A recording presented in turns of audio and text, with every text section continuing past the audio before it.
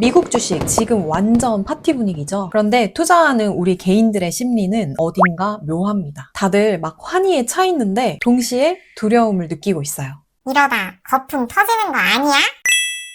38조 달러 돌파, 사상 최대 규모, GDP 대비 125%. 어떤 걸 나타내는 숫자들일까요? 바로 역대급 규모의 미국 부채입니다. 사실 언제 터져도 이상하지 않은 상황이죠. AI 산업 주도하고 있는 미국이 장기적으로 성장한다는 사실엔 의문이 없지만 감당할 수 없을 만큼 현재 늘어나고 있는 미국의 부채만큼은 장기 투자자인 저도 불안했습니다. 그런데 과거 사이클들을 쭉 공부하면서 중요한 사실을 깨달았어요.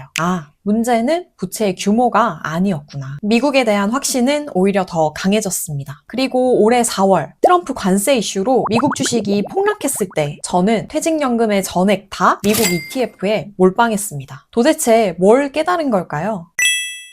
1815년 나폴레옹 전쟁이 막 끝난 영국, 전쟁 비용으로 나라 경제가 완전히 휘청거렸습니다. 당시 영국 부채 비율이 GDP의 180%, 지금의 미국보다 훨씬 높죠? 보통의 나라라면 바로 긴축 들어갑니다. 빚부터 줄이는 거죠. 근데 영국은 반대로 갔어요. 빚을 줄이지 말고 빚을 감당할 수 있는 경제를 만들자. 무슨 말이냐면 50kg 저 같은 사람이 30kg 배낭을 메면 버겁지만 제가 근육을 키워서 막 100kg가 되면 똑같은 배낭인데 가뿐히 들겠죠. 영국이 선택한 건 바로 이거였습니다. 경제의 근육을 키우는 것. 그래서 뭘 했을까요? 증기기관, 철도, 항만, 방직기계, 산업혁명에 올인했습니다. 교과서에서만 봤던 바로 그 산업혁명이에요. 그러자 신기한 일이 벌어졌어요. GDP가 폭발적으로 커지자 경제 성장률이 부채의 이자율을 추월하면서 자연스럽게 부채의 비율은 녹아내렸습니다. 아까 제가 말했던 180%의 부채 비율이 약 50년 만에 얼마나 떨어진지 아시나요?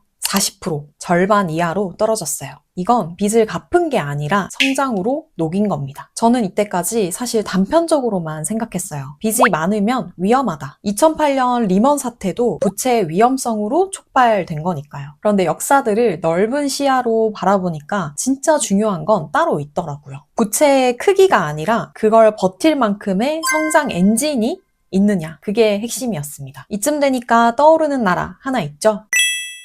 그럼 미국 지금 어떤 상황이야? 나 지금 주식 몰빵해도 돼? 지금 미국의 부채 비율은 약 125%. 숫자만 보면 위험한 건 사실입니다. 근데 방향성을 보면 19세기 영국과 똑같습니다. 여러분, 미국 정부가 지금 돈을 쏟아붓는 곳들을 한번 보세요. AI 데이터 센터, 반도체, 에너지 전환. 전부 뭘까요? 향후 미래에 생산성을 높이는 투자입니다. 복지나 단기적인 인기용 정책이 아니라 다음 세대의 먹거리를 만드는 성장형 부채인 거죠. 미국 실질금리 약 2%, 노동 생산성 증가율 2.5에서 3% 수준이에요. 이 말은 부채보다 경제가 더 빨리 성장하고 있다는 뜻입니다. 그러니까 트럼프가 왜 요즘 파월에게 금리 내려라 내려라 그렇게 압박하는지 조금은 이해되시죠? 성장률이 금리보다 높을 때 부채는 부담이 아니라 엔진이 됩니다. 앞서 말한 영국 산업혁명 때랑 똑같은 공식이에요. 그래서 저는 확신했습니다. 지금의 미국 부채는 위기가 아니라 미래를 사는 과정이다. 단기적으로는 불안할 수 있어요. 하지만 장기적으로 보면 이건 산업혁명급의 구조적 전환기인 겁니다. 그래서 저는 미국이 현재의 강대국이어서 혹은 모두가 미국 주식이 정답이라고 외쳐서가 아니라 리스크마저 미국이 잘 녹이고 있었기 때문에 제 소중한 퇴직연금을 미국에 베팅한 겁니다.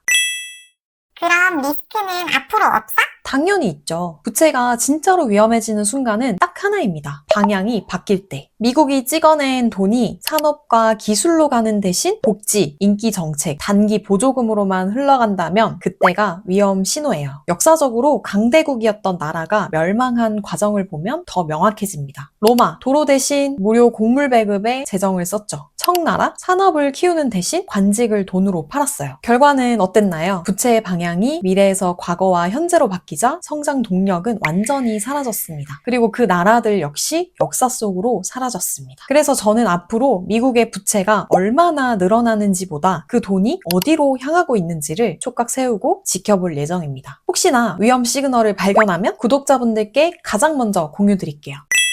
그럼 이제 마지막으로 궁금해 하실지 모르겠지만 제 최종 전략들을 공개해 볼게요. 퇴직연금은 미국 100%, 그리고 개별 주식들은 한국 기업들을 중심으로 배분돼 있습니다. 네? 개별 주식은 한국이 많아? 네, 이유는 명확합니다. 퇴직연금은 장기 안전자산이에요. 최소 20, 30년 뒤를 보는 돈이죠. 그래서 장기적인 성장 엔진이 확실한 곳에 올인했어요. 반면 개별 주식은 상대적으로 단기 성장 기회도 중요하게 보는 편입니다. 그리고 한국에는 지금 그 기회가 분명히 있다고 봤어요. AI 반도체, 조선, 방산, 실적도 좋고 기술력도 검증된 기업이 많습니다. 최근에야 코스피가 4천을 돌파해서 주목을 받고 있지만 아직까지도 기업의 성장성 대비해서 저평가된 종목들이 많습니다. 게다가 우리나라 사람들 진짜 똑똑하잖아요. 위기 때마다 기술과 실행력으로 길을 냈고 또 이번에도 저는 그 가능성을 믿습니다. 미국이 AI 시대의 미래를 설계한다면 한국은 그 미래를 현실로 구현하는 나라니까요. 다만 지금 제 투자 전략도 현재 기준이고 앞으로 언제든 바뀔 수 있습니다. 만약에 한국도 산업과 기술이 아니라 복지성 인기 정책에만 돈을 쓴다면 저는 주저없이 개별 종목까지 전부 미국으로 돌릴 겁니다. 결국 중요한 건 똑같아요. 부채의 방향입니다.